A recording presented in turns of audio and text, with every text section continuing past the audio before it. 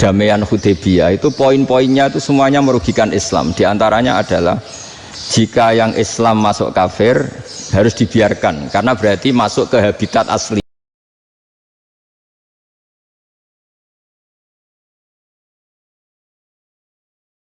Dia Imam Zuhri adalah gurunya Imam Malik. Halaman 29.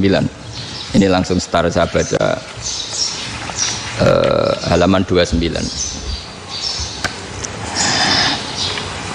Nah, ini terutama yang para punggawa-punggawa ini. Saya baca ya. Ini teks tidak ada yang saya rubah, memang persis seperti ini. Bismillahirrahmanirrahim. Yaqulu Zuhri, ini gurunya Imam Malik. Fama futiha fil islami fathun qablahu kana a'zama minhu. Innama kanal qitalu haitsul taqon nasu. Falam makanatil hudnatu wa wadu'atil harbu wa amana nasu ba'duhum ba'du wal taqaw fatafawadu fil hadits wal munaza'ah. Falam yaklim ahadun bil islami yaqilu syai'an illa dakhala fihi. Walaqad dakhalataini kasanaten mithlu man kana fil islam qabla dzalika wa aktsar. Terus ini ngomongnya harus santai, nggak boleh provokatif.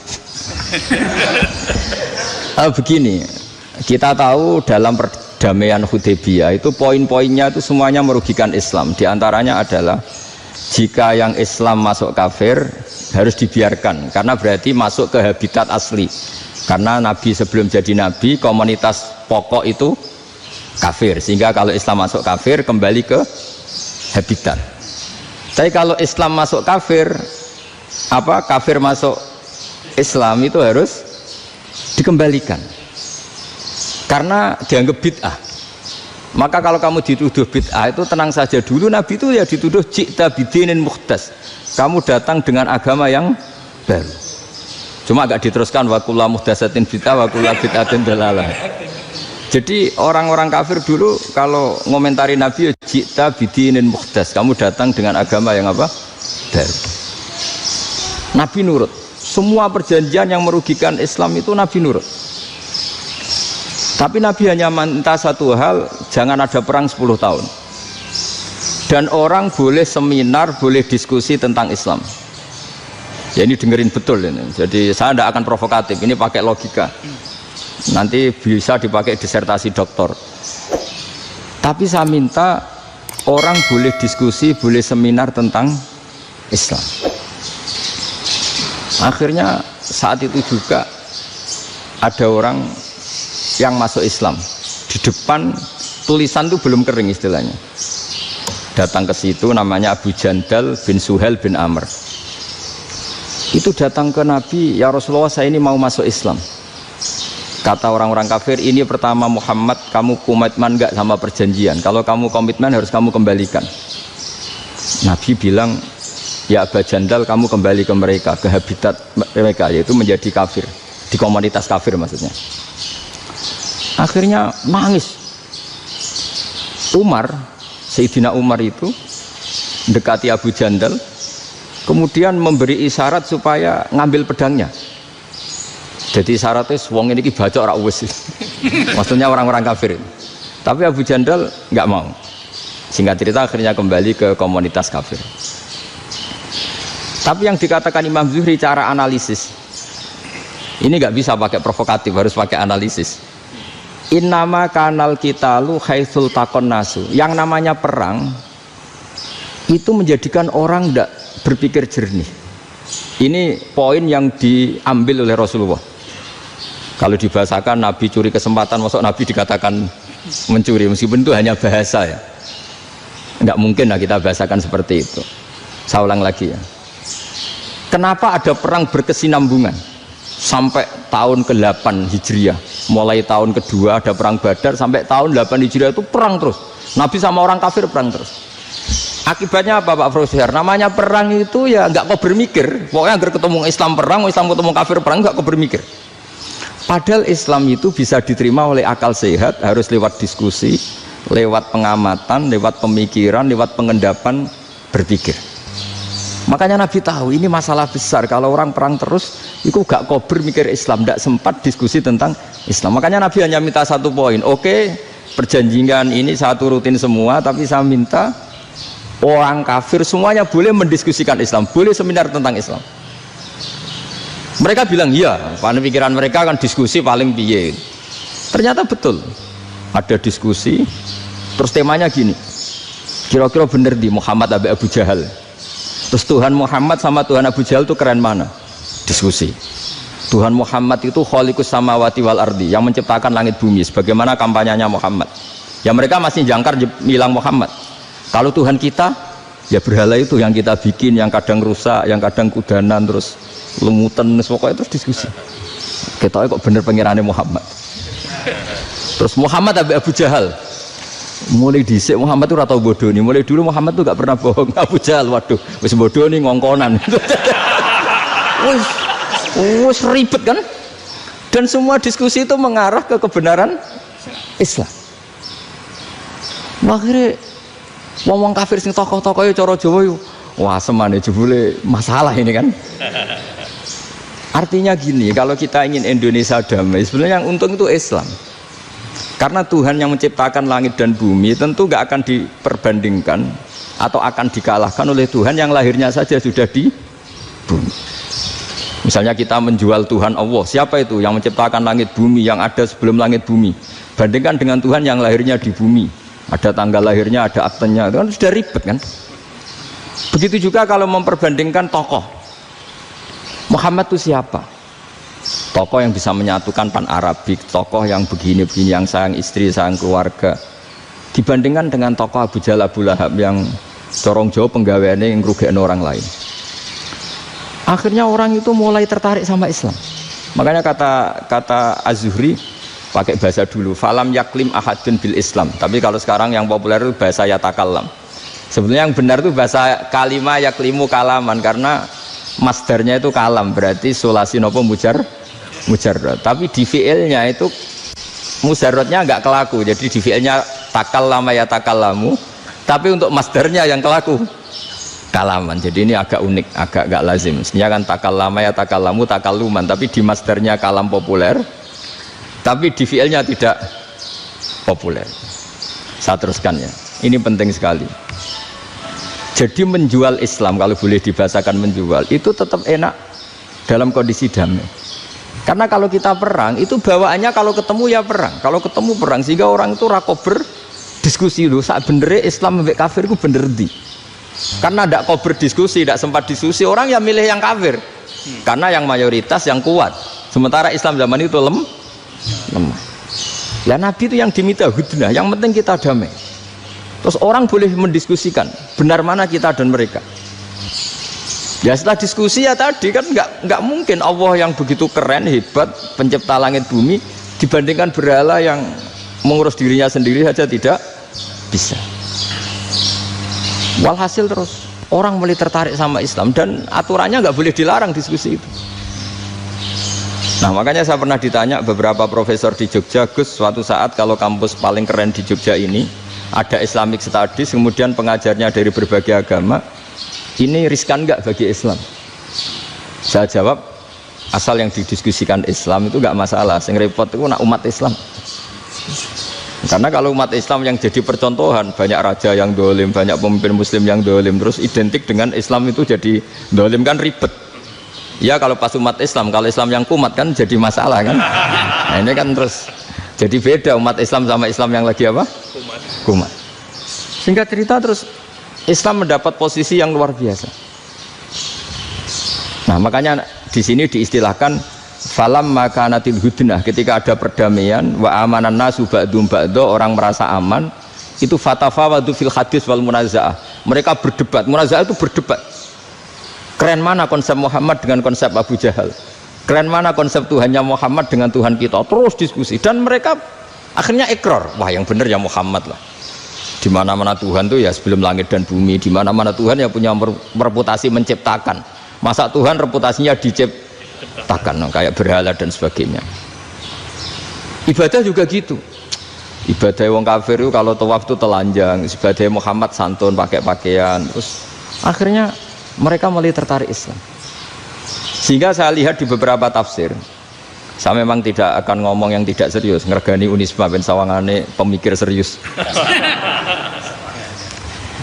Di Quran itu sampean lihat di tafsir Tobari itu ada ayat bal naqzifu bil haqqi 'alal batil fayadmaghuhu fa idza huwa zahid. Qadzafa itu kalau di kamus tak lihat itu takallama bila dalilin. Qadzafa itu ya pokoknya sekenanya. Artinya gini, kebenaran Islam atau kebenaran hak itu kamu taruh sekenanya saja itu tetap menang. Apalagi kamu taruh secara teratur, kamu taruh sekenanya saja itu tetap menang. Sehingga di sini banyak sahabat yang hidup di Cina. Sekarang juga banyak orang alim yang milih hidup di Amerika, banyak orang alim yang milih hidup di Inggris. Dan mereka pede, percaya diri karena kebenaran itu kamu letakkan di mana saja, itu tetap akan menang, akan menemukan momentum kemenangannya. Misalnya gini, contoh paling gampang. Dulu para peneliti, saya ulang lagi, dulu para peneliti itu ya datang kemana-mana, termasuk Ibnu Battuta, termasuk Ibnu Khaldun, ya semua peneliti itu suka neliti. Setelah diteliti, Quran itu satu-satunya kitab suci yang membicarakan sains, misalnya tentang falak, tentang astronomi, tentang asal-usul kejadian manusia, kejadian makhluk, juga bicara tentang geografi, geologis, semuanya. Sementara kitab lain hanya cerita tentang mawaid wal hikam wal ibar.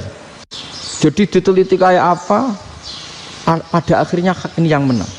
Bal naqdhifu bil haqqi 'alal batil fayadmaghu fa idza huwa zahid. Saya berkali-kali cerita, ada ulama yang ahli matematika.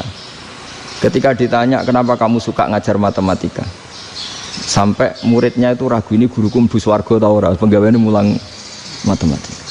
Tapi para muridnya bermimpi bahwa Imam Amudi itu disuruh ngajar para malaikat. Dan itu pede betul dia. Kata Allah, ini ulama saya yang iman kepada saya setingkat iman kamu. Jadi malaikat itu tidak mungkin Gusti, kita menyaksikan langsung engkau, sementara ini di bumi nggak nyaksikan jenengan. Kenapa bisa sepede dan seyakin itu? Akhirnya Imam Amudi disuruh ngajarin matematika. Jadi Anda kalau profesor itu nanti harus sempat ngajari malaikat, itu baru benar-benar profesor. Jadi nanti di akhirat ngajari siapa? Malaikat. Jadi ada seminar yang melibatkan banyak malaikat, narasumbernya itu seorang profesor.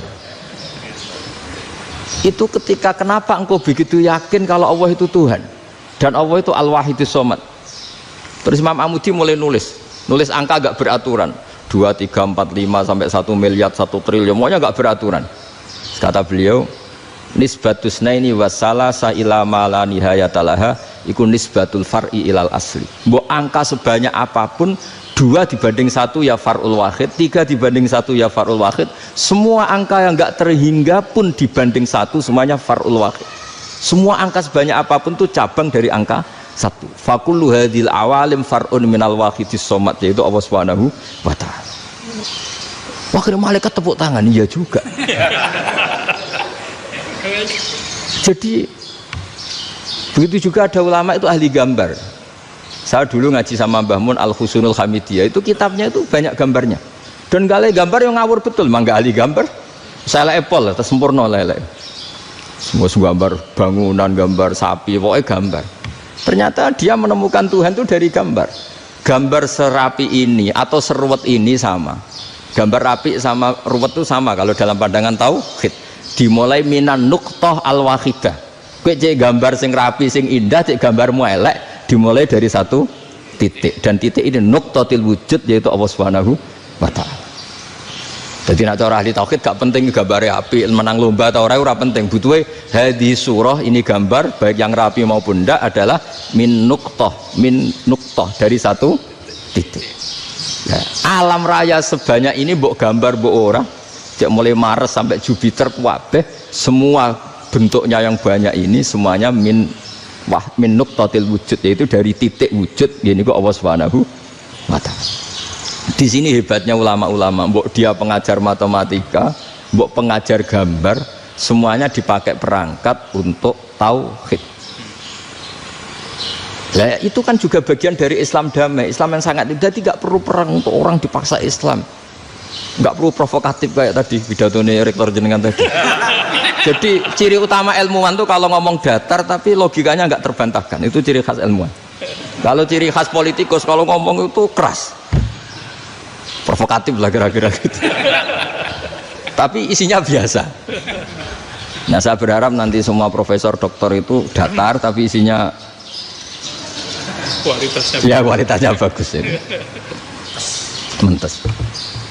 Jadi makanya terus kata ulama kenapa diistilahkan balnat zifu bil haqqi, kenapa pakai qadzafa sementara qadzafa maknanya takallama bila dalil, maksudnya bila dalil di sini itu min ghairi ikhtiyajin ila dalilin, kebenaran itu memang nggak butuh dalil. Apa kita perlu dalilnya apa, buktinya apa kalau 3 itu cabang dari 1, wong gendeng yang takut gitu pas orang gendeng, wong 3 cabang dari 1 kok ditanyakan buktinya apa, itu min awalil bidah. Pertama orang pasti tahu kalau 3 itu far'ul wahid, 1 juta juga far'ul wahid, 1 miliar juga far'ul, gambar yang sebanyak apapun ya dimulai dari 1 titik, cek gambar bener maupun yang tidak. Akhirnya apa? Ulama dulu itu sebegitu rileks nerangkan tauhid. Lalu kenapa asma ini yang ya ini kan khas NU ya, khas pesantren. Sebenarnya saya keberatan pakai istilah khas NU, pakai khas pesantren karena NU itu anaknya pesantren, jangan dibalik pesantren anaknya NU, karena sebelum ada NU itu ada pesantren. Tapi kayaknya Unisma lebih suka pakai bahasa NU dan saya ya agak-agak orderan yang terpaksa disuruh ngomong. Ini agak apa ya, agak kacau sebetulnya ini, agak kacau. Jadi NU itu sama pesantren itu tua pesantren. Jadi NU dilahirkan pesantren, bukan dibalik pesantren dilahirkan NU. Sehingga barokahnya didirikan pesantren ini, kadang nyuwun sewu sekali berbahasym itu kadang ide besar beliau itu ora dituruti wong NU. Jadi Mbah Hasyim cara kula kok dadi Mbah Hasyim ya mangkel. Mbah Hasyim itu ngarangno kentong. Nggih ngaramno beduk, tapi NU nganggo kentong. Beduk. Dan uniknya Mbah Hasyim enggak tersinggung. Karena ciri khas pesantren itu membolehkan perbedaan apa? Pendapat. Itu masyhur khilafnya Mbah Hasyim sama Mbah Fakih Mas Kumambang itu sampai dikitabkan. Saling ngeritik, saling macam-macam lah. Jadi cara berpikir Mbah Hasyim ketika Nabi rembukan, ini gimana ya cara menentukan waktu sholat ya pakai kentong ya Rasulullah, zakalin nasoro itu untuk orang Nasrani, ya pakai buk itu trompet, zakalil Yahud itu untuk orang Yahudi. Terus ada yang lagi pakai api ya Rasulullah, zakalil Majusi itu orang Majusi. Setelah itu ada orang datang lari-lari cerita mimpi azan tadi ya, itu terus dipakai sarana pemanggilan sholat ya azan itu, sehingga Mbah Hasyim menolak kentong karena mantas sababi qaumin fahuwa minhum. Beliau keras sekali sampai bilang haram. Beliau judulnya ya haram, al jasus antakrimin nakus. Setelah naskah itu sampai ke Mbah Fakih Mas Kumambang di Gresik situ, di daerah Dukun situ. Dulu nggak ada WA ya, jadi sampainya ya lama. Makanya saya sampai sekarang nggak punya WA karena ya saya ulama kan, kalau WA-an terus ya jadi ulama. Nggak jadi ulama main WA-an terus itu. Lah itu termasuk rektor gak kau bermikir itu mesti kebanyakan WA. Karena kan otaknya didikte oleh sesuatu yang masuk, sesuatu yang dilihat itu kan pasti mendikte kita. Beda kalau yang enggak WA-an kan mikir apa kita yang menentukan. Kalau WA-an kan kita ditentukan. Mau mikir anaknya butuh apa, gara-gara WA informasi Jakarta mikir Jakarta. Padahal secara kewajiban ngapain kamu orang Malang mikir Jakarta? Gara-gara WA mikir Jakarta belum selesai ada berita di Sulawesi, mikir Sulawesi, habis itu mikir NTT. Makanya semua orang sekarang merasa tokoh nasional gara-gara informasi yang masuk itu nasional. Jadi masih RT yang mikir gimana Gus Indonesia kok ada RT sampai lupa kalau dia itu RT. Jadi semua orang sekarang merasa tokoh nasional. Nah, itu gara-gara apa coba? Akhirnya semua orang juga punya ide tentang nasional. Harusnya negara itu gini-gini. Jebule wonge sing duwe ikon itu sapa? RT. Ribet kan? Saya teruskan. Setelah naskah itu sampai ke Kiai Fakih Mas Kumambang. Beliau itu marah besar. Ini harus dilawan, dan saya bukan karena benci Mbah Hasyim. Beliau teman saya ketika ngaji Kiai Mahfud di Mekah. Jadi Mbah Fakih dan Kiai Hasyim itu teman ketika ngaji di Mekah. Terus cara ngelawan tuh lucu. Lucu, gak ilmiah tapi gak ilmiah wong alim tetap ilmiah. Di mana-mana serupa itu tidak sama. Ya kalau mungkin zaman Nabi di Madinah itu zaman itu kentong itu identik dengan milik Nasrani. Di Indonesia beda. Pos kampling ya kentong, kebakaran ya kentong, wae sarapan orang di LP ya pakai kentong. Jadi tidak ada jaminan kalau kentongan itu identik dengan Nasrani. Lalu haramnya di mana? Yang di mana-mana tasabuh itu identik. Ini tidak identik. Mulai masalah kan? Mulai masalah. Jadi beliau gaya judul Hazruus. Hazruus itu kepala bergeleng-geleng. Sekarangan kok ngene. Jadi sekarangan kok provokatif gitu. Nah, dan itu Mbah Hasyim ya hormat Mbah Fakih hormat Mbah Hasyim. Saya sendiri secara pribadi itu lebih suka pendapat Mbah Hasyim sebetulnya. Karena bagi saya sholat itu sakral, ya sudahlah kalau sakral ya dipanggil dengan sesuatu yang sakral yaitu kalimat thayyibah azan. Tapi saya tidak akan bilang kalau kentongan itu haram. Karena kalau haram alasannya mirip orang Nasrani. Sementara pos kampling ya pakai kentong, ada banjir ya kentong, ada kebakaran ya kentong. Jadi tidak identik untuk misa atau untuk sholat ala Nasrani. Tapi itu dulu ya rileks saja, dua beliau itu ya saling menghormati padahal saling kritik. Dan dulu ulama yang beda madhab itu ya saling menghormati. Imam Syafi'i itu kalau sholat di kawasan Masjid Abi Hanifah ya tidak kunut. Ketika ditanya kenapa kamu tidak kunut sementara engkau berpendapat kunut itu sunat, ikroman di hadal madhab, saya sangat menghormati madhab. Imam Ahmad bin Hanbal itu berpendapat kalau orang pakai bekam, pakai iftisot atau hijamah itu batal sholatnya. Sementara Imam Syafi'i mengatakan tidak batal apa sholatnya atau wudunya tidak batal. Tapi Imam Ahmad itu ditanya, apa kamu makmum Syafi'i? Bagaimana mungkin saya tidak makmum sama wali kutub seperti Imam Syafi'i? Padahal menurut keyakinan Imam Ahmad ini sholatnya batal. Ini habis ikhtijam udah wudu. Tapi tetap saja beliau karena perbedaan pendapat di furu' itu lazim. Ya orang boleh berdebat lah. Ketika Unisma datangkan saya, itu saking senengnya kiai, apa saking sombongnya sampai ngatur kiai, kan nggak pernah bisa diperdebatkan. Itu kan orang boleh debat kan? Itu saking angkuhnya apa saking senengnya kan nggak jelas kan? Kan dan orang boleh setuju pendapat saya, yaitu ngatur kiai itu haram. Setuju juga Pak Rektor, ekspresi mahabbah itu ya macam-macam. Dulu sahabat ya gitu, sahabat itu ada yang nggak kenal wajahnya Nabi sama sekali sampai akhir hayatnya. Ketika ditanya, lo kamu itu sahabat kok nggak tahu wajahnya Nabi? Saya tidak pernah berani memandang Nabi karena ijlalan Nabi, terlalu menghormati saya sehingga tidak berani memandang wajahnya. Ada sahabat yang penggawaannya dulu wajah Nabi sampai bisa nyifati alfiu faminunil hajib, sampai bisa nyifati detail karena dulu wajah Nabi itu ibadah. Ada seorang wali ditanya, kalau kamu di surga ingin nggak melihat Allah? Enggak. Loh, tapi semua orang ingin melihat Allah. Unazzihu dzalikal jamal an-nadhari misli. Ben gak elek-elek Allah tak delok terima aku. Wong ra jelas. Berarti kok delok pangeran. Banyak. Jadi justru tapi karena saking takzimnya. Enggak lah, mosok sak aku kok. Makanya saya berkali-kali cerita.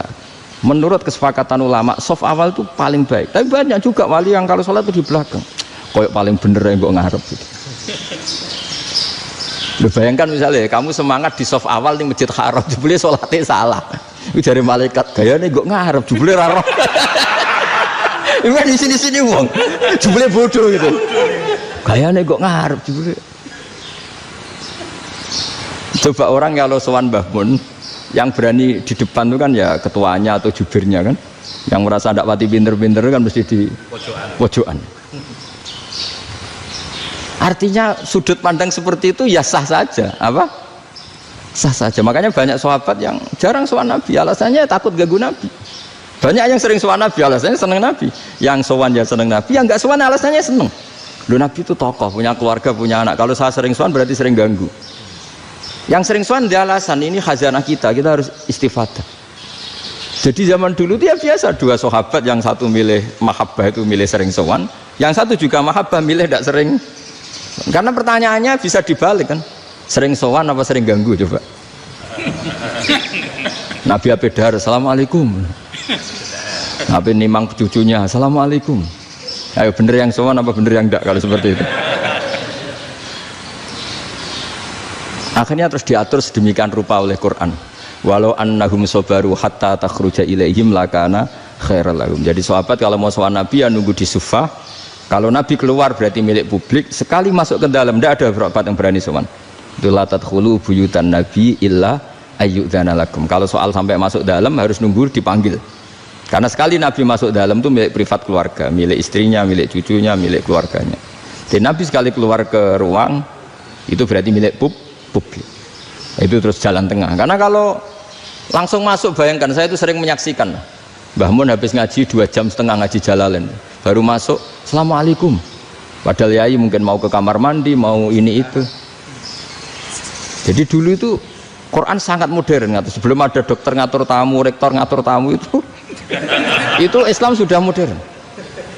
Dia kan gak fair kan? Misalnya saya ke Unisma harus janjian pakai ini, terus kalau misalnya ke sini selonang-selonong kan lucu kan, mentang-mentang kiai terus juga sowan-sowanan selonang-selonong. Padahal kalau kita mau ke mereka pakai protokol. Sering gak fair dunia ini. Tapi karena aku kiai ra oleh gelo ya sudah. Akhirnya saya memutuskan gak gampang kemana-mana karena itu. Saya sering didatangi ajudannya menteri, Gus mau ada tamu dari Jakarta tanggal ini mesti saya dengan mereka milih tanggal yang mereka kosong. Kok ndak mikir apa saya pas itu kosong, tak jawab ndak lah sebelum diatur bahasanya dan tawaduknya gitu. Akhirnya dibalik, datang lagi, Gus jam jenengan kosong apa, kita menyesuaikan. Lah itu lagi dia akhlak kata saya. Itu baru punya akhlak kata saya. Bukan masalah ini, bukan masalah gengsi ya. Saya sendiri itu dolan ke alumni itu jarang karena ya takut. Kiai kan yo nganggur, jam 09.00 nganggur, jam 10 nganggur. Bisa saja alumni itu kerja di pabrik, bisa saja yang latihan ekonomi di pasar. Sehingga kalau saya datang jam 9, iki kiai sing nilai santri ini, apa kiai sing ganggu santri. Nah karena orang ini melakukan rutin gak kok berpikir, pokoknya ngono jenenge silaturahim. Mau nyerah kok berpikir, padahal kalau diangen-angen ini kiai yang nilai santri ini, apa kiai yang ganggu santri ini karena datang di jam kerja. Nah, bayangkan kalau kebenaran dulu itu dikawal oleh satu peradaban perang. Jadi Nabi sesuai diangen-angen Nabi. Perang Badar menang Nabi, perang Uhud menang wong kafir, perang ini gonta-ganti. Apapun itu yang penting satu kesimpulannya, cara Rasulullah kesimpulannya satu. Orang tidak kober mikir kebenaran secara mengendapkan pikiran dengan pikiran jernih. Maka hebatnya Nabi ketika perjanjian, pokoknya saya minta nggak ada perang. Dan orang yang boleh mendiskusikan Islam. Itu luar biasa idenya Nabi. Karena bawaan perang itu wong kan nggak kober mikir. Ibarat seorang misalnya senang satu perempuan, ketemu rivalnya langsung perang kan gak mikir. Tapi kalau kau bermikir, diangen-angen cawe wedok iku ora seneng aku. Untungnya apa untuk wong ayu ora seneng, malah mau loro hati. Terus sudahlah, buruan dialihkan kemana kan gitu. Itu nak mau amen WA nan tukaran lewat SMS atau tarung langsung ora kau bermikir. Tapi kalau kau bermikir, akhirnya berpikir nih. Perempuan tadi sebenarnya yang disenangi siapa? Oke, ternyata senang Pak Erick. Sudah kita ngalah. Karena tidak ada nikmatnya kan menikahi perempuan yang sama sekali tidak mencintai kita. Tapi kalau nak kau berpikir pokoknya diprovokasi, wah kue kalah mbak A, kue kalah mbak B, pikirannya kan ojo sampai kalah. Bareng wis menang ternyata ada lah. Nah bayangkan Islam itu seperti itu dulu, dipertarungkan.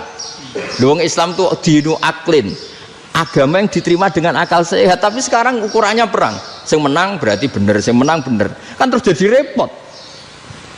Itu Nabi tidak ingin, makanya Nabi ingin sudah lah, nggak ada perang. Nah, makanya kata Imam Zuhri, fathul Islam terbaik adalah orang boleh diskusi tentang Islam dan tidak ada perang. Lagi-lagi penting, tidak perang itu penting, silmun itu penting, perdamaian itu. Setelah tidak ada perang, akhirnya fatafawadu fil hadis wal munazah, orang boleh diskusi apa saja, termasuk boleh adu polemik. Konsep satu Tuhan dan Tuhan banyak diperdebatkan. Akhirnya Nabi secara rileks bisa menjelaskan. Muhammad, urusan kita banyak. Kalau Tuhannya satu tidak cukup, Tuhan harus banyak untuk menyelesaikan berbagai urusan. Ada Tuhan bagi rektorat, bagi macam-macam kan. Ada Tuhan untuk ngurusi utang, ngurusi BPKB, macam-macam. Terus kata Rasulullah, enak saja Nabi jawabnya. Ya kalau kamu punya majikan banyak, perintahnya beda-beda, kamu mangkel enggak, bingung enggak? Ya susah mat. Kalau majikannya banyak, perintahnya beda-beda, kita jadi repot. Seneng mana? Seneng majikan satu. Ya sudah, Tuhanmu itu majikan kamu. Kalau Tuhannya banyak, perintahnya macam-macam, kamu yang repot. Akhirnya ya sudah mat, Tuhannya satu aja. Ya, itu ya barokahnya diskusi tadi, barokahnya enggak perang. Daraballahu mathalan rajulan fihi syuraka'u mutasyakisuna wa rajulan salamal lirajul hal yastawiyani masalah. Terus alhamdulillah. Jadi orang yang paling kafir pun saat itu taslim. Nah ini kembali ke kalimat la ilaha illallah. Saya tidak perlu provokatif, pasti teori saya itu benar.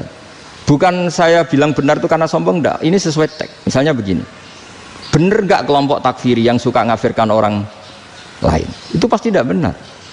Logikanya gampang. Orang yang kafir 70 tahun saja dengan melafadzkan la ilaha illallah menjadi muslim. Masa dengan kalimat yang sama yang muslim menjadi kafir? Itu logikanya kan nggak ketemu. Orang kafir 70 tahun untuk menjadi muslim disuruh baca apa? La ilaha illallah. Tapi gara-gara baca la ilaha illallah nyekel patok jadi kafir. Pertanyaannya, loh ini kalimat apa? Kalimat untuk mengkafirkan apa kalimat untuk mengislamkan?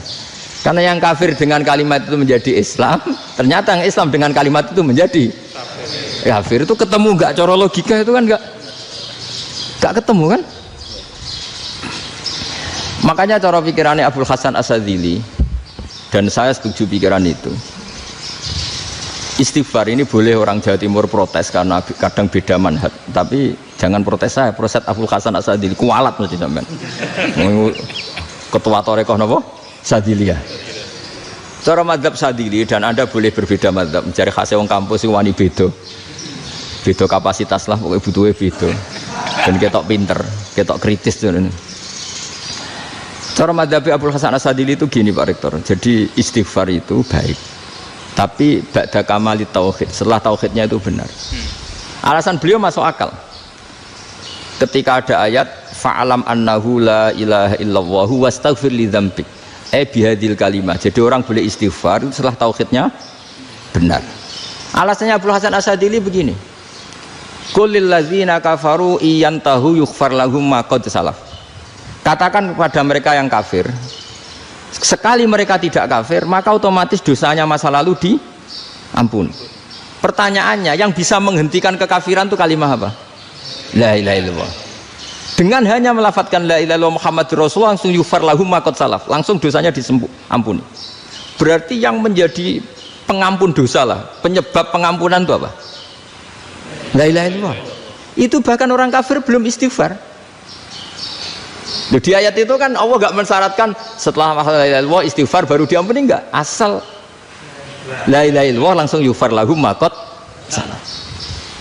Saya ulang lagi ya, jelas ya. Jadi kulil ladzina kafaru iyantahu yufar lahum maqad. Nah sekarang iyantahu, mereka berhenti dari kafirnya. Syaratnya pakai apa? La ilaha illallah Muhammadur, itu langsung yufar lahum maqad. Artinya apa?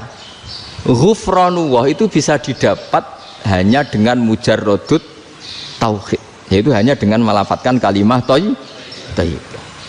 Dan sahnya istighfar juga berdasar kalimah thayyibah itu. Misalnya gini, orang kafir sebelum Islam melafadzkan astaghfirullah, astaghfirullah, astaghfirullah, kira-kira diterima enggak? Enggak kan? Karena syaratnya istighfar ba'dat tauhid. Nah makanya dalam madzhab Sadili istighfar itu setelah la ilaha illallah. Karena cara pandang ya seperti itu. Jadi fa'alam annahu la ilaha illallah wastaghfir li dzambi. Jadi dengan kebenaran tauhid saja ini sudah cukup kita insya Allah layak diampuni. Karena innallaha la yaghfiru ayyusyraka bihi wa yaghfiru ma duna dzalika liman yasha. Jadi orang yang tauhidnya benar itu bisa diampuni Allah asal tauhidnya benar. Itu Allah ngendikan liman yasha wa yaghfiru ma duna dzalika liman yasha. Dawe Imam Suyuti walam yakun liman yastaghfir. Jadi orang yang bertauhid secara benar meskipun gak sempat istighfar itu tetap potensi diampuni. Karena bawaan tauhid itu sudah menjadi layak diampuni. Kayak orang kafir sekali ngelafadzkan kalimat tauhid mbok gak istighfar langsung diampuni. Nah karena melihat seperti itu terus orang berlomba-lomba memperbanyak jumlah ngelafadzkan la ilaha illallah. Jadi kita yang alim, kita semua, saya tidak bilang saya, kita termasuk yang di pinggir-pinggir saya ngaku alim yang orang masalah lah sopai. Kita semua yang alim-alim itu tahu bahwa la ilaha illallah itu super. Sudah bawaannya tauhid, juga punya kelayakan Nah kemudian nasib kita agak sial. Malah kalimat ini dituduh bid'ah, dituduh khurafat. Mergo Nabi nggak pernah tahlilan, Nabi nggak pernah. Nabi nggak pernah tahlilan kalau diartikan Nabi ratau mau coba la ilaha illallah, enak gak kalimat ini. Nah, ini provokatif ini. Jadi ini sudahlah keanehan-keanehan ini kita terima karena ciri utama wali, ciri utama ulama itu wa'udhu fisabili, harus pernah disakiti. Jadi kalau Unisma sakit kalau dituduh apa? Dituduh bid'ah itu berarti belum calon ulama. Calon ulama itu wa'udhu fisabili, harus disakiti. Jadi kalau kamu disalahpahami itu ya harus santai. Termasuk provokatif tadi. Iya, termasuk provokatif tadi. Termasuk diatur tadi itu. Jadi kalau cara berpikir kan, karena mereka itu memang kalau kita turutin itu memenya itu terlalu, kadang menghujat kita itu enak ya jadi GNU, ada orang mati datang, kiainya dapat makan, dapat rokok, terus pulang gitu. Jadi apa, terus kita kayak tersangka terus. Kita kan kayak tersangka terus, tertuduh terus itu. Terus yang orang NU ya memenya juga nggak kalah ekstrimnya. Boleh ya ajaran orang nggak boleh ngasih kiai gitu. Berarti boleh dong ajaran kikir. Jadi memang kadang apa ya, cangkem elek lah bahasa kasarnya itu. Itu memang kadang lebih mengenakan. Kalau kita datang ke acara mayat kan dapat makan, dapat minum. Kalau yang sohibul bed rokok ya dapat rokok. Kalau kiainya dapat wajib, kadang 20.000, kadang 50.000. Terus memenya itu kok setega itu ya, ada orang meninggal kok malah kita makan-makan. Seakan-akan kan kultur ini biadab kan gitu. Tapi yang orang NU kebalikan bales. Oh ternyata nggak boleh ya mayat disodakoi. Ternyata nggak boleh ya orang dermawan. Berarti Islam membolehkan medit ya gitu. Ya modus ini kan. Angen-angen itu luwih mandi timbang takbir ya kan. Karena ini kan memicu emosi kan. Memicu apa? Emosi. Nah tapi saya kalau disuruh bela mana itu tidak ada yang saya bela. Ya seorang sudah lah, kalau mau nganggur saja sudah itu bisa. Ya tapi itu memang apa ya, itu khazanah Islam, ada yang kritik ada yang enggak. Ya itu memang khazanah, ya biasa aja, kalau saya biasa aja. Karena dulu ulama itu sudut pandangnya itu ya seperti itu. Ada yang ulama suka ibadah itu sholat, ada yang milih apa tidur. Sampai Imam Ghazali bilang suatu saat ibadah terbaik di zaman akhir itu tidur kan. Sholat saja kalah sama tidur kan. Tapi itu loh ya, yang wajib tetap loh, terus kamu gak sholat wajib. Begini beliau mencontohkan itu. Ada orang sholat tahajud terus obsesinya itu ingin hajatnya terkabulkan. Sementara yang tidur obsesinya nikmati rahmatnya Allah, boleh tidur, bisa tidur. Kata Imam Ghazali, timbang kita tahajud terus nuntut pangeran aduk turu katanya.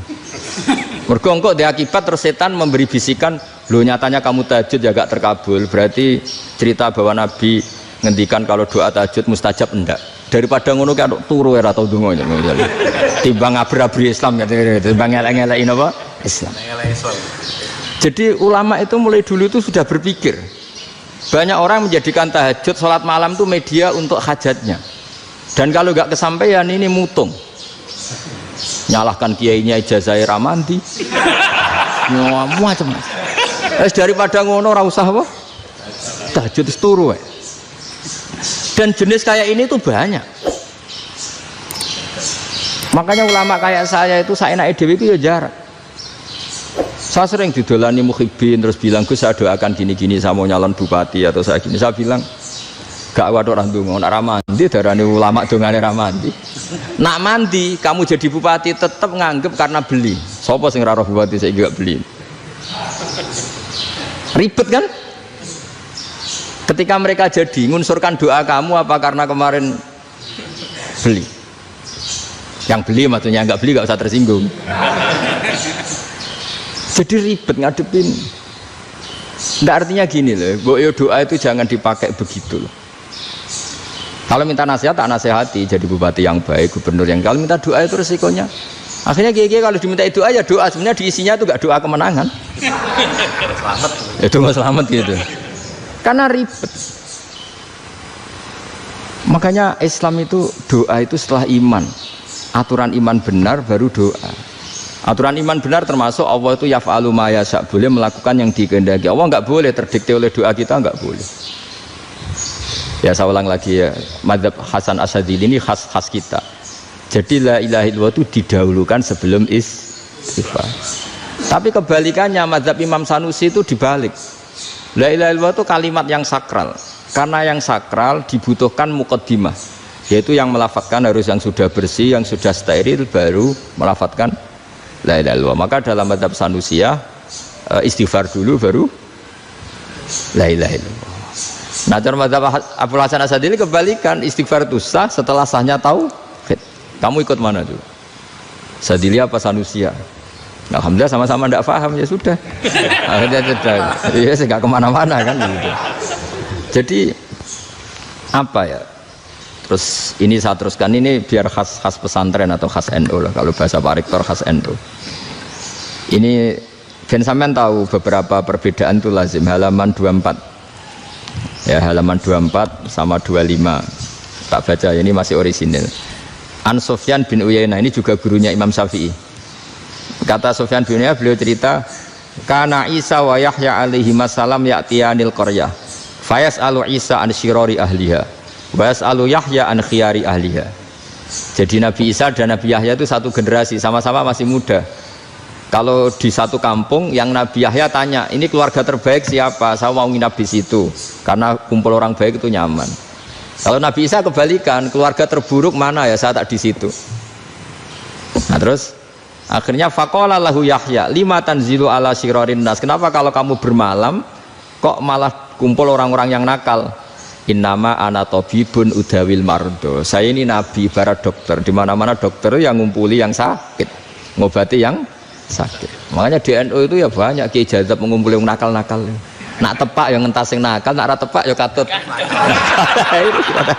Ini adu nyali lah sudah gitu. Tapi itu ada ilmunya, yaitu niru Nabi siapa? Isa. Kalau kamu dokter penelitian itu cari daerah yang banyak pandemi apa yang bersih? Yang banyak pandemi, karena yang namanya penelitian ya di situ kan. Kalau kamu dakwah ngentas kemiskinan, ke daerah miskin apa daerah kaya? Nah sama, kalau ngentas kefasikan ke daerah fasik apa daerah orang soleh? Fasik. Ya, tapi itu Nabi Isa. Nah kalau kamu tidak Nabi kan potensinya kan ngadut itu. Tapi setidaknya bahwa kita sering disalahkan karena punya beberapa tokoh yang ngancani fasik-fasik, itu sebenarnya ada dalilnya, yaitu Nabi siapa? Isa. Nah terus masalah tegas dan lunak. Ketika ada mahasiswa misalnya pacaran, boncengan lanang dan perempuan, itu pilihan kita apa? Kalau tegas, terus gak mau mendengar kita. Misalnya gini, contoh gampang, tak beri contoh Pak D. Jangan orang tua, nanti secara fikih itu beda.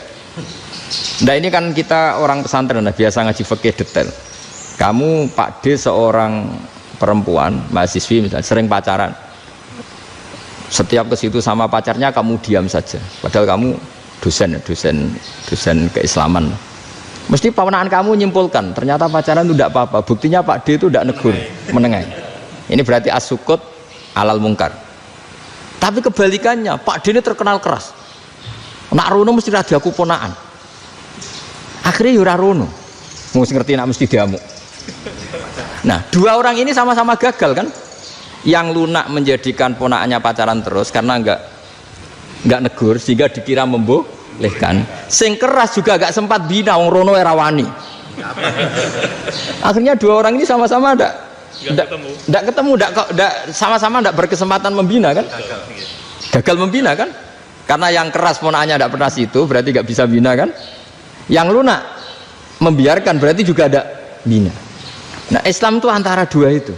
Ya agak terlalu lunak, enggak terlalu keras. Karena kalau terlalu keras, misalnya ada kiai terlalu keras, lu masyarakat mau tanya itu gimana? Lari kan? Lu saya ini punya pengalaman pribadi. Saya ini kan kecelok orang alim. Itu kalau pernah ya saya itu berusaha ya pokoknya ya umumnya orang alim lah. tenang, terus anteng, nggak gejlok-gejlokan. Itu tidak ada yang tanya. Saya mimpi ketemu beberapa ulama itu disalahkan. Terus umat saya kalau mau tanya itu ke siapa? Wong alim wis wibawa, meneng tambah banget wibawane. Bala Quran sering gejlok rektor macam-macam. Terus wong wanita kok, saya biasa ke pasar Pandangan dicegot orang. Gus, putri saya itu sering keluar darah tapi melebihi batas haid gini-gini. Kalau badhe sowan jenengan, gak usah sowan ning kene mbek ngadeg-ngadegan. Terus tanya, yang haid berapa hari, Gus? Ya supaya rudat ilal adat sebelum dia punya penyakit istighadah itu berapa? 6 hari ya sudah, kembali 6 hari lainnya mustahadah, tetap sholat, tetap normal. Tapi kalau saya wibawa moro pasar gue tasbih seduwilu iku mesti wong salaman njaluk donga yakin lho. Tapi baru kayak rada uraan ketemu wong-wong, dol ning ndi? Maaf ning ndi? Gus beneran Gus ketemu jenengan kula wingi badhe tuwa kok. Akhirnya tanya. Jadi uraanku itu amdan. Lho nek sampean asli, asli uraan. Karena ada uraan lah tetap tidak wibawa kan. Jadi baru kayak uraan itu ya banyak. Saya itu kalau ngantor di Jogja itu banyak orang yang tanya. Ya biasa tuh tanya macam-macam. Karena saya uraan. Ke pasar ya orang, bahkan di bis sering ketemu orang. Wah beneran Gus kalau badhe sowan jenengan badhe tanya ini. Ya sudah di sini aja. Jadi semua itu diilmoni. Nah, Nabi itu punya sisi yang dua-duanya jalan. Memang beliau luar biasa, dipilih Allah yang luar biasa. Nabi ketika wibawa itu banyak sahabat yang bahkan mengenali wajahnya aja tidak bisa. Ka'anna ala ru'usihim at-thair. Bayangannya seakan-akan di kepalanya itu ada burung yang takut terbang, saking antengnya. Tapi Nabi sekali mengeluarkan job, sekali santai, itu sahabat tanya itu sampai yang nggak pantas ditanyakan. Nabi saat tadi kumpul istri saya tapi tidak inzal itu wajib mandi ndak. Aro'aita law anna ahadana ya'ti imra'atahu wa lam yunzil. Itu ya ditanyakan. Nabi mun kumpul ya betul saged inzal sepundi. Guys betul lagi. Terus ya ada yang tanya macam-macam. Ya saking ada sahabat dipanggil Nabi tambah lari, dipanggil lagi tambah lari. Panjenengan nyeluk, oh pas kalau kumpul bojo kula. Lah kula kuwatir jenengan orang suci, saya belum mandi, makanya saya lari. Terus Nabi ngendikan innamal mukmin thahir, ya nak masalah ketemu kiai ra apa-apa ijek junub. Sementing kok nak salat ya adus sik. Tapi Nabi sekali pakai madzahirul jalal, tapi pakai wibawanya, itu orang enggak berani ngomong. Tapi sekali Nabi rileks, itu orang bisa tanya apa saja, termasuk halal yang enggak pantas. Lalu ada sahabat itu tanya lucu, tanya Maimunah. Maimunah itu ya cantik tapi sudah agak tua lah. Maimunah, ya umal mukminin, hukumnya ngambung bojo pas Ramadan ubi. Wah gak roh aku, gak tahu diambung kan Nabi pas Ramadan. Tanya Saudah, wah malah ngarah diambung. Kalau Saudah itu kan istuwa itu. Lucunya istrinya jawab, tanya Aisyah yang mungkin Nabi. Iya yang mungkin tanya Aisyah. Itu yang usul ya istrinya Nabi Maimunah. Selalu Aisyah. Tanya be Aisyah. Ya Amirul ya umal mukminin gini-gini. Aisyah yang cantik masih perawan kan. Qabbalani Rasulullah bahwa oh Nabi biasa ngambung-ngambung pas Ramadan dan beliau tetap puasa. Akhirnya fakih ngarang kan wa takbil fi Ramadan wa tublah la tubtilu shauma ngambung ora. Iku ya udah biasa di sini. Ya nasi bojone ayu. Nah ini artinya seasik itu. Jadi garwane Nabi sing ngrasa rodok tuwa. Wah, aku ora tahu ya. Kok Aisyah. Serilek itu dulu itu. Maksudnya orang Islam pertentangan itu. Maksudnya dia balik semua ini bedanya orang pesantren sama orang kampus. Kalau orang kampus mau cerita agama itu rahmatan lil alamin, tapi nyontokno rileke ora iso. Agama itu rilek, tapi nyontokno rileke ora iso. Mergo ya rapati ngaji. Contohnya ora iso, tapi mau gawe kaidah mau Islam itu rahmatan. Jadi Nabi itu lah, Allah juga gitu. Allah itu kalau sudah memperlihatkan madzahirul jalal, itu mbok malaikat Jibril rawani. Ketika Allah dengan madzahirul jalal. Tapi kalau Allah dengan madzahirul jamal, madzahirul apa? Jamal. Iku yo gojol-gojol kan ambek makhluk gojol. Yo buli-bulian cara sakniki. Ya sampean delok ning hadis syafaat itu, akhiru man dakhalal jannah atau akhiru man kharaja minan nar itu di beberapa judul. Ada seorang rojul yang ahli neraka ya, dintas mbek pangeran terus ditudono swarga. Gusti, swarga sengiler tok ora wong wayu, roh wis ngiler tok. Ngerjaluk Gusti mosok roh tok ora oleh mlebu. Jarimu asal mlebu metu kon neraka ora ora jaluk-jaluk meneh. Sumpah loh ya, gak jaluk apa-apa meneh. Mboten Gusti. Sekali saya keluar dari neraka ndak akan minta apa-apa lagi. Wis. Wallahi, la as'alu ghairaha. Mesti ghaira khoslah, ghaira tilkal khoslah. Ya niku pokoke selain keluar dari neraka saya ndak akan minta lagi. Didono swarga wong do kelon seru ribet kan. Sing bojone elek kan dendam dadi ning swarga iku. Swarga wis macam-macam. Gusti mosok roh tok ora oleh mlebu. Jarine ra janji ra njaluk meneh. Akhire ya wis didelokno neraka. Pangeran jawabe gampang didelokno neraka. Roh neraka begitu menyakitkan, begitu ngeri. Sudah Gusti saya tidak minta surga, sementing nggak masuk neraka. Rabbana srif anna adzaba jahannam. Setelah lama itu diadepno swarga njuk mlebu swarga, terus diadepno neraka. Akhirnya ya sudah. Saiki mlebu swarga gak apa-apa. Iku jawabe lucu. Atas taziu bijinan ngenyek kula. Wong karuan ra di swarga kok mlebu swarga. Terus akhirnya mlebu swarga, kan mlebu swarga tamanna, sangen-angen sembok jaluk apa? Orang angen-angen yang indah-indah, laka wa asratu amsal ya siku tak turuti wa asratu amsalih lan lipatan ke-10. Jawab wong lanang ya lucu. Atas tazi ubi wa anta rabbul alamin. Jenengan pangeran kok ngenyekan. Maksudnya wis karuan aku ora pantes. Terus jare pangeran, la astazi ubika walakinni ala ma asya'u qadir. Aku gak ngenyek kowe, pancen aku pangeran. Nuruti kowe iku iso. Jadi Allah sendiri ketika dengan madzahirul jamal itu malaikat ya ono sing wani bantah. Masyhur itu kan malaikat sing bantah pangeran atas alufia mayusidu fiya wasfikut.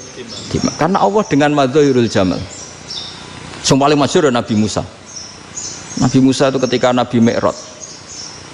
Nabi Mi'raj itu beliau kira-kira di langit keempat lah yang masyhur atau kelima. Ngelangkai. Nabi Musa nangis, "Ya Rabbi ini apa-apaan? Orang sing ja'a ba'di kemudian melangkai makom saya ini apa-apaan?" Jadi Nabi Muhammad kan apapun hebatnya kan junior. Kok melangkai makom saya ini apa-apaan? Enggak fair. Sampai Nabi Muhammad itu tanya gini sama Jibril. Reaksi Allah gimana ketika melihat Musa seperti itu? Jawab malaikat Jibril lucu.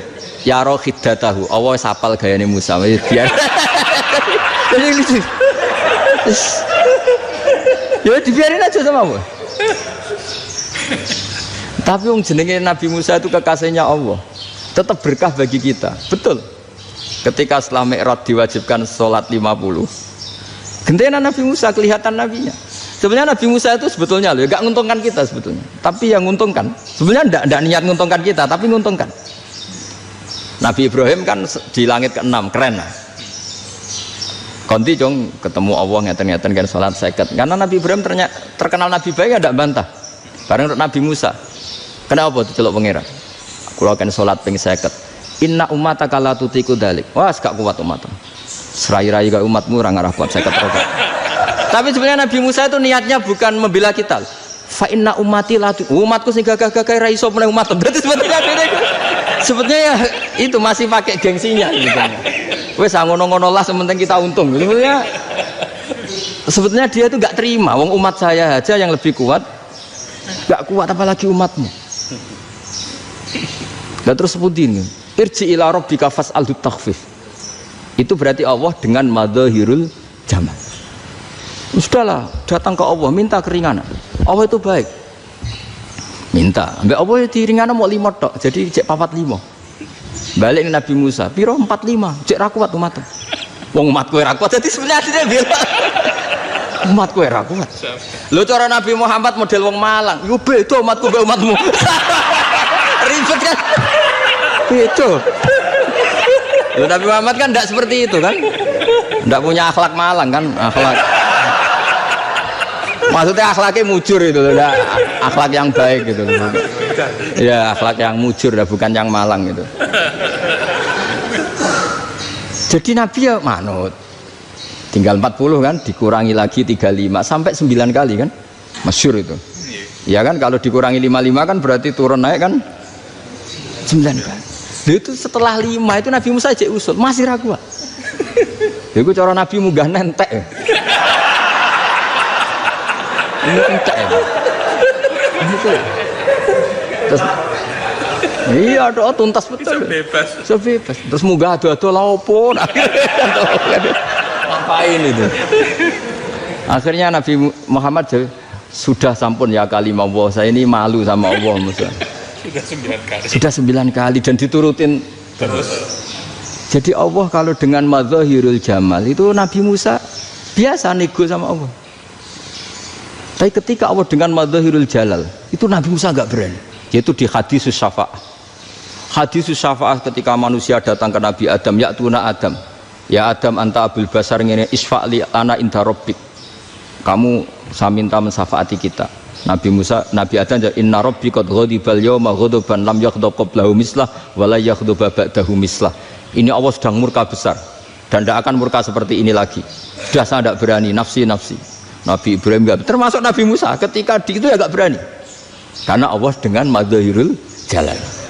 Itu Nabi Musa enggak berani. Sudah saya sendiri itu pernah salah. Yaitu saya membunuh seseorang yang enggak disuruh oleh Allah membunuh itu, yang pas jotosi orang Kipti. Akhirnya datang ke Nabi Muhammad. Pas ke Nabi Muhammad, Allah dengan madzahirul jamal. Dengan madzahirul jamal sampai Kanjeng Nabi ngendikan analah, saya akan memintakan syafaat kalian. Terus fa ahmadu rabbi bima hamida allamaniha rabbi. Saya muji Allah dengan pujian-pujian yang orang lain tidak tahu, hanya saya yang diajari, kata Rasulullah.